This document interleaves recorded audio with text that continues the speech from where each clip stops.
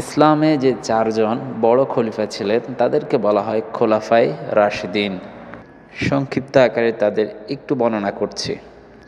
হযরত আবু বকর সিদ্দিক রাদিয়াল্লাহু তাআলা আনহু, তিনি ছিলেন ইসলামের প্রথম খলিফা।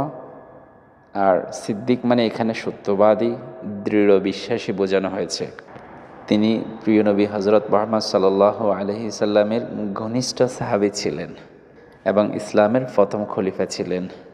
উমর ইবনে খাত্তাব রাদিয়াল্লাহু আনহু, তাকে উপাধি দেওয়া হয়েছিল আল ফারুক, অর্থাৎ সত্য ও মিথ্যার পার্থক্যকারী।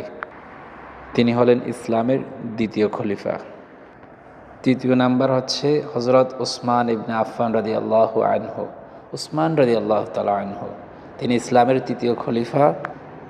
ওনার উপাধি ছিল যুন্নুরাইন, অর্থাৎ দুই নূরের অধিকারী। তিনি এই যুন্নুরাইন অর্থাৎ দুই নূরের অধিকারী হওয়ার কারণ হচ্ছে তিনি প্রিয় নবী হযরত মুহাম্মদ সাল্লাল্লাহু আলাইহি সাল্লামের দু কন্যাকে আলাদা সময় বিবাহ করেছিলেন। এই জন্য ওনাকে এই উপাধি দেওয়া হয়েছিল। 4 নম্বরে এসে হযরত আলী রাদিয়াল্লাহু তাআলা আনহু, আমরা অনেকেই জানি ওনার ব্যাপারে। উনি ছিলেন সাহসী বীর পুরুষ, ইসলামের চতুর্থ খলিফা। ওনাকে উপাধি দেওয়া হয়েছিল আসাদুল্লাহ, অর্থাৎ আল্লাহর সিংহ, যেটা আমরা বুঝতে পারি উনি অত্যন্ত বীর পুরুষ এবং সাহসী ছিলেন। উনি ছিলেন প্রিয় নবী হযরত মুহাম্মদ সাল্লাল্লাহু আলাইহি সাল্লামের চাচাতো ভাই ও জামাতা। জামাতা বুঝুন তো, ওনার নিজের মেয়ে, স্বামী।